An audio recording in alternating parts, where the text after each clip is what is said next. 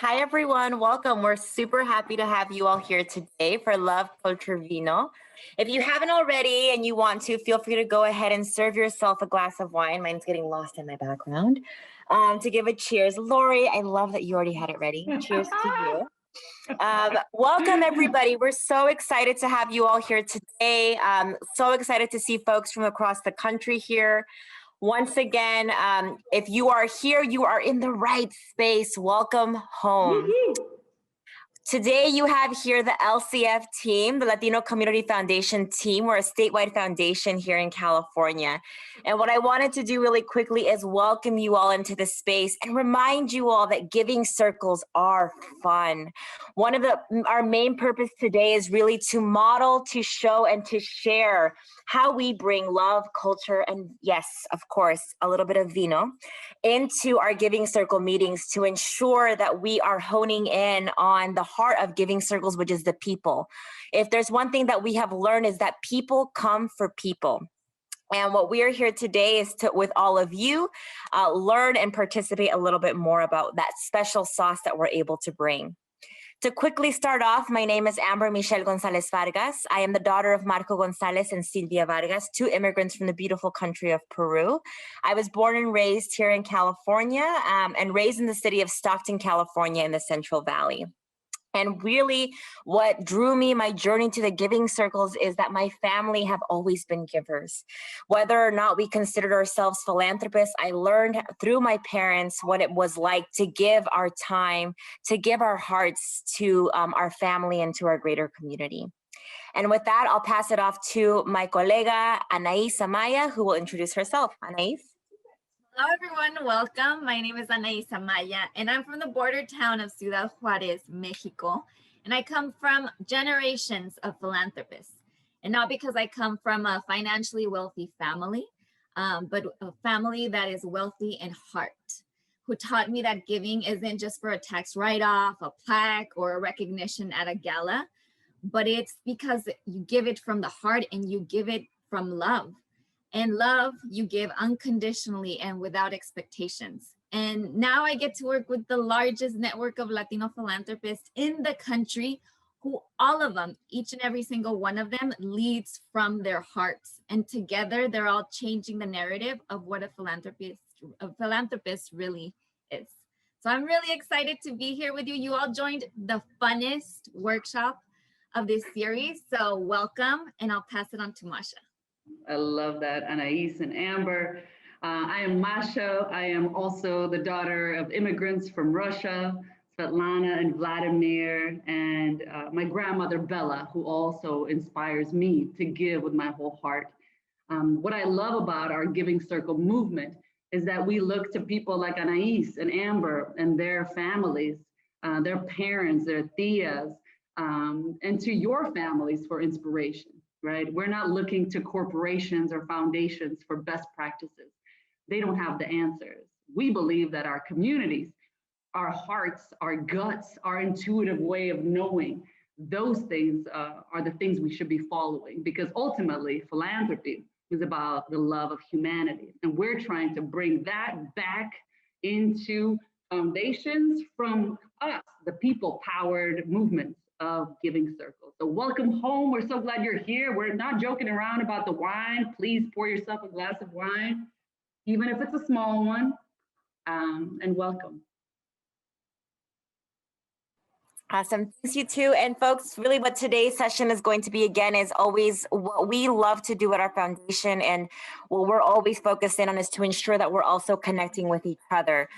So for this next portion, we're going to spend some time in a quick breakout room so you have the chance and opportunity to meet with one other person that's here on the call today.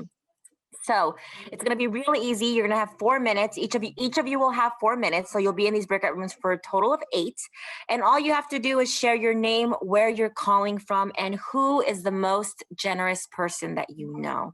So I want you all to reflect a little bit on that, and who is the most generous person you know, remembering that this is really the people that have shared their generosity with us are the ones who really lead our hearts. So with that, our dear friend Alyssa is going to help us break out. Again, you'll be in a one-on-one. And I'm typing in that question into the chat. So just your name, where you're calling from, and who is the most generous person you know. And it's perfect timing. Everyone's coming in now, so we'll pick up.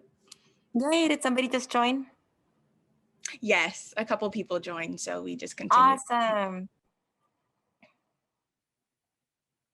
All right, welcome back, folks. Welcome back, Christine. Welcome back, Jeannie. Welcome back, Naomi. Welcome back, Anthony. Welcome back, Lori.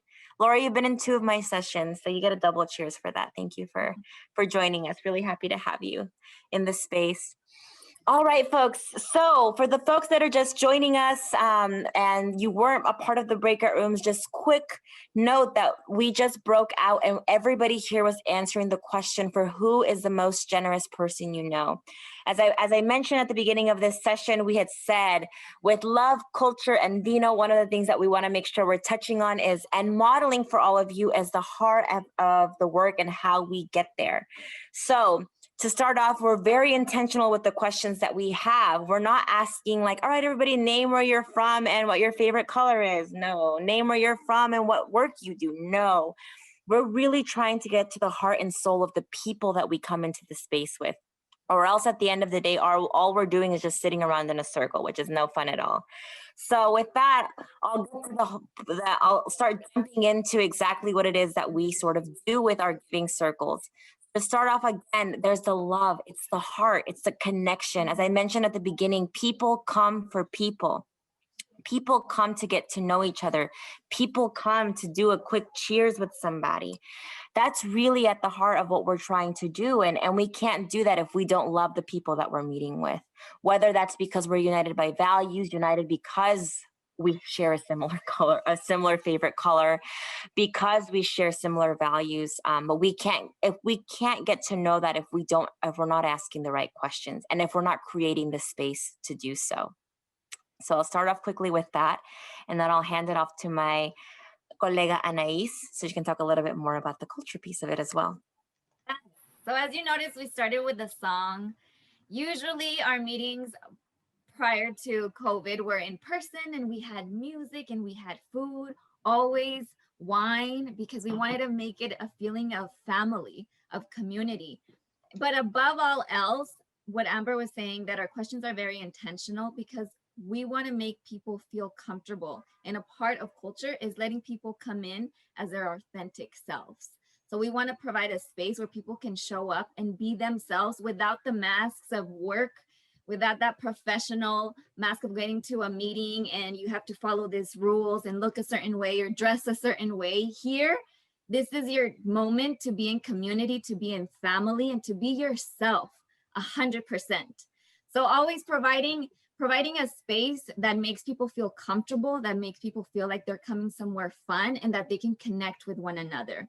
Family is culture, and you should be providing that space for everyone to feel like they are one together with one another, and always a place for fun and a place where you can just try things out. And when things don't work out, you move on and try another one, and always keep it going. We're all evolving and growing at the same time, and we're doing it as a family and as a community.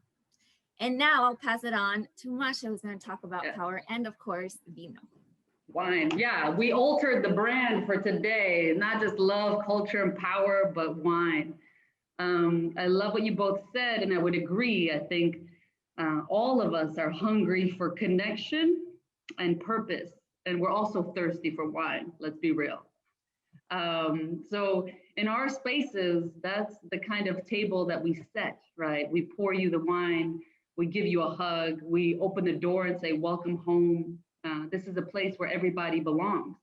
The giving circles that are most effective in our giving circle network, made up of 20 plus giving circles, are the ones that have built community. The way you build community is by getting to know each other on a deep level, right? Each other and our community partners. When our leaders come pitch to us, we clap for them before they begin telling their story or sharing their pitch. Why? Because number one, we love them. We respect them. We want them to feel seen, heard, understood, cared for. This work is not about money. It's not about coming together, pooling our resources and investing. And yes, it's part of it. this work is ultimately about getting back to the heart of what philanthropy is all about: kinship, being there for one another, right? We don't need people to come and save us. Our communities don't just need money or resources or foundation support, right? They need to feel like they're part of something bigger. We need leaders to come to the table. So for us, our Giving Circle movement has always been about that power, that force for change, that we're coming into communities with all this joy and all this fun. Social change should be fun. You know, it's not, grant making isn't, or philanthropy and giving circles is not about the process of giving money. It is the process of getting to know each other and having a huge organizing meeting and then doing something about the issues we care about. So, Amber, I'm going to hand it back over to you. Yeah, and I think really, folks, what we're trying to get at is when we're thinking about the work that we're doing, so much of it is with the community, with the partners that we're involved with. But the biggest part of it is about the membership, the space that we're creating for the people that walk into the room, whether it is in person or virtual. As many of you that are in giving circles, whether you're just starting one now or you've had one in existence for a long time, I think we all know what a big hit and transition and change it was to have meetings in a virtual space. There is a huge learning curve also for folks that aren't used to being online. And so really what we've tried to do is, one, obviously give everybody grace because we were all part of this larger learning process.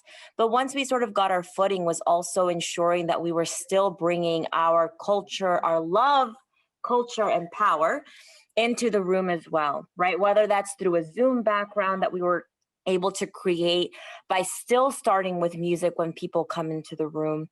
It's not necessarily easy. Engagement is always, challenging, but it is one of the things that we are always trying to reinvent and reimagine. So whether, again, you've just started a giving circle or you've had one for a long time, there are still new ways to freshen things up and to bring new excitement and energy into the giving circle, into your giving circle. So as Masha prompted in the chat, we also want to leave some time for any of you to ask questions of us, of the three of us that have been managing these different giving circles, both as facilitators and as participants, and happy to answer any questions that you might have. If you feel comfortable, you are also, would love it if you would unmute yourself and ask. And if not, you can, of course, type it into the chat. So I'll give some space for that. I have a quick question.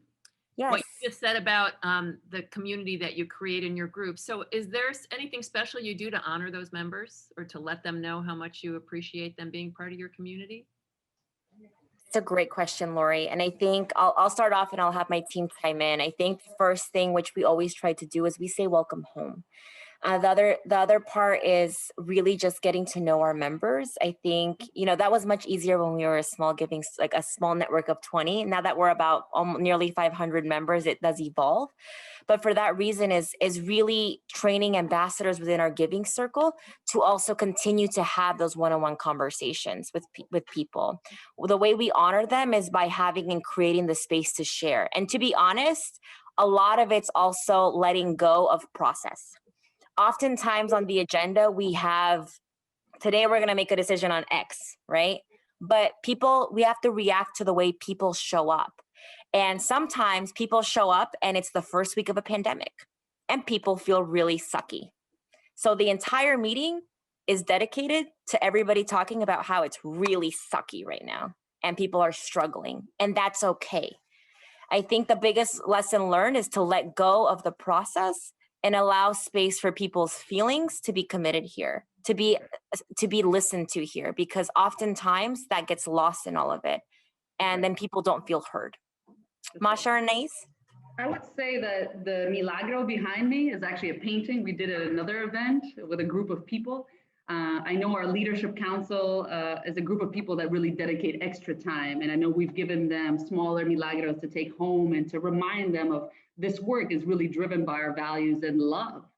I would also say, as Amber was saying, we treat people with respect. We meet them where they are, first and foremost. People first, for everybody. We don't treat you like an ATM. You know, you're a family member. I don't care where you work, where you come from. As soon as you enter this, you belong, you know? What about you, Anais? I agree with the letting go of processes. For example, some of our giving circles have WhatsApp groups, and in there they will share things from I just got a promotion or so and so just had a baby, and everybody just chiming in and congratulating each other. So having that, letting go of that structure, what we think this type of group should look like, and just letting it evolve and really become that family, because you'll see it every day. Today we just got a whole bunch of emails from somebody that just became president at a local college, and everybody is chiming in and congratulating him for that big achievement. So it's those little things as well, that it doesn't have to look a certain way. You could let it just evolve and let the members really take ownership and really celebrate their family and their community. That's right. That's right. And I think we do have time for one more question if anybody has one. And also a quick reminder to please fill out the survey that's in the chat if you can. You're so good. We'd love to be invited back. But yeah, any other questions from folks that are here on the call? And again, whether you're just starting a giving circle or you've been a long time participant. I have a question, but I do have a comment. Everything these folks are saying, I am a true testament that it's working, because I'm here and I'm part of that leadership council, and it is empowering. It is worth being validated. Validation, being listened to, and being allowed to thrive are definitely in the secret sauce. So I'm glad to be here and to hear you all share it with the world. Thank you, Nancy. She's not a plant, we promise. She came on her own. I love that. Yes, Jeannie, I love that as well. Jeannie, do you have a question? Anthony, Goof, Jennifer, Or Ryan, or comment? Yeah. No, just thank you for sharing your energy and your experience. Your giving circles are really lucky to have you leading in this way. So Thank you.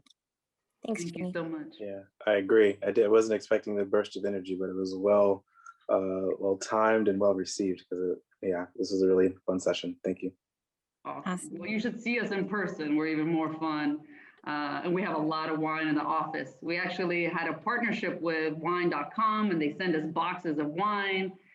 So maybe we should end with that. A toast to our families, the people who inspired us to follow our hearts, because they're always there behind us, rooting us on. And a toast to the future, where we can all meet together and make dreams a reality. We love you guys. We see you. We're rooting you on. Let us know how we can be of service. And salud. Cheers. Salud, everyone. Have a beautiful evening or rest of your day, depending on whatever time zone you're in. Now I have another question. I want to know how you got a partnership with wine.com. You think I'm kidding? I'm not. Let's follow up offline. That's awesome. Let's share all. Yeah, we'll secrets. share. All right. Thank you guys. Bye, Have a beautiful week. everyone. Thank you.